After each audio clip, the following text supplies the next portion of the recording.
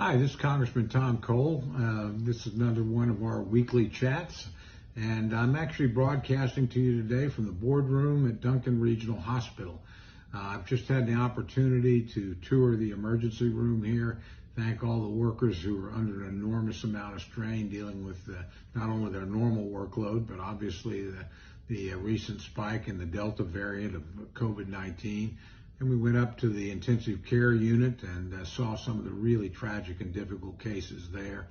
And while I'm going to talk about some other things, let me just begin by, again, urging you, if you have not yet been vaccinated, please do so as quickly as you can. We're in a period right now where literally 97% of the people that catch COVID and ultimately die of COVID are people that haven't had the opportunity to take the vaccination. So I can assure you, as someone who took the vaccination early and whose wife and child has also taken it, it's safe, it's effective, and it's very important for you and your loved ones that you do this as quickly as you can. It'll protect you and keep you there for them. It'll protect your families, protect your friends and neighbors. So if you possibly can, do it. If you'd like, call our offices. We'll help you find a place. It's all free. It's easy. And it'll make a big difference not only for you, but for all those around you.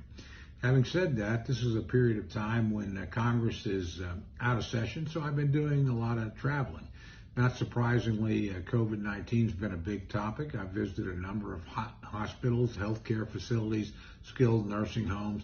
All of them are doing incredible work, heroic work, really, protecting people. We know a lot more about the virus than we did, and so the treatments are better, and certainly the vaccine is the big difference maker right now. So again, we're making some progress, but we need to do a little bit better. I've also had the opportunity to visit with a lot of business people, and I have to tell you, I'm enormously impressed with the resilience of American entrepreneurs, small business people, and major corporations.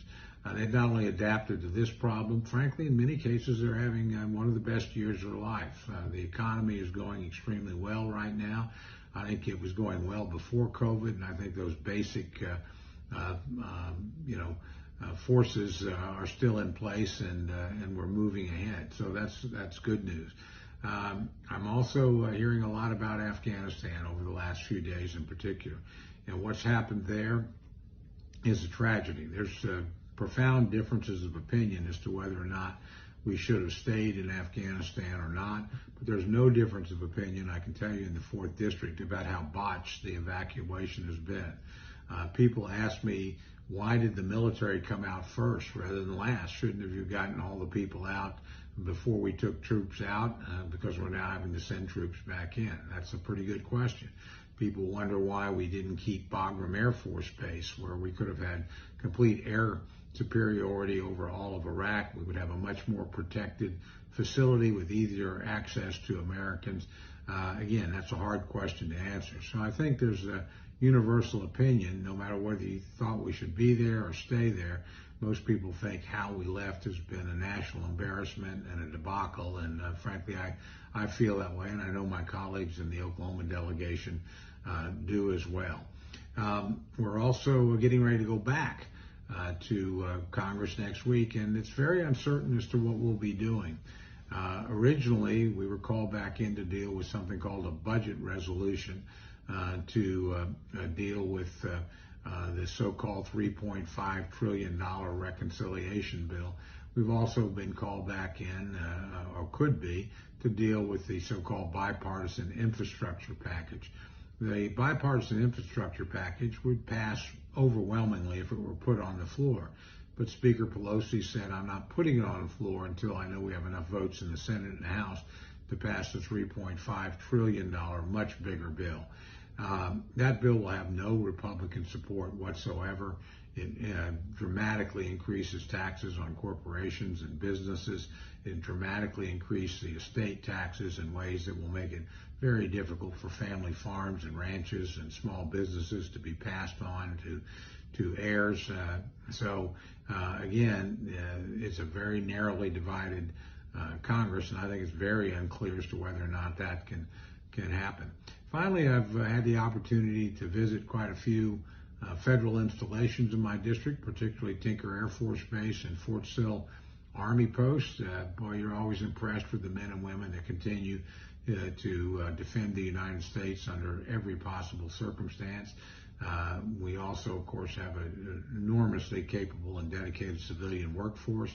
I had a chance to visit with some of the leadership of the Mike Monroney Center, the FAA Center in Oklahoma City. That's not in my district, but a lot of the workers are, and the work they do there is absolutely vital. And again, it's impressive how well the basic institutions of government, the folks that really get the job done, have continued to work under very difficult circumstances and under economic disruption. So I look forward to talking to you next week after we see what the House of Representatives actually does. Count me as skeptical that we will pass the infrastructure package in short order. Again, I think the Speaker is going to use that as to try and blackmail members of her own party into voting for a much larger bill that they have serious questions about. Count me also as skeptical that that bill ever becomes law, at least in the outline that we've seen so far.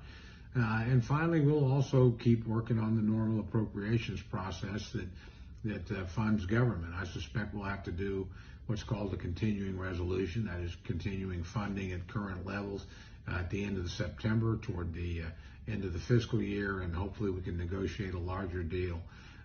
In that deal, I hope we can increase defense spending. I think it's absolutely vital in a dangerous world. I hope we can reduce the extraordinary expansion in domestic spending, where Democrats increased it by 18%. And finally, it's critical that we restore the pro-life protections that are in appropriations bills. Democrats stripped all those out, as you may recall from one of my recent weekly chats. Republicans tried to get them back in the House. We were unsuccessful in that. But we've told our Democratic friends that until those things are restored, those pro-life protections, we will not be supporting appropriations bills. So hopefully that'll bring them to their senses. And again, we'll get a more balanced appropriation product with the traditional bipartisan protections that limit taxpayer funding of abortion back in place. So with that, I just wish you well. Take care, look after your families, and again, I'm going to end where I started. If you possibly can, please go get vaccinated. It's very important that you do so. I've seen some pretty tough examples today and on other days in hospitals of folks that I know now wish they had been vaccinated. They're going through a difficult time. Don't let that happen to you and your family. So good luck. God bless. Look forward to talking to you again soon.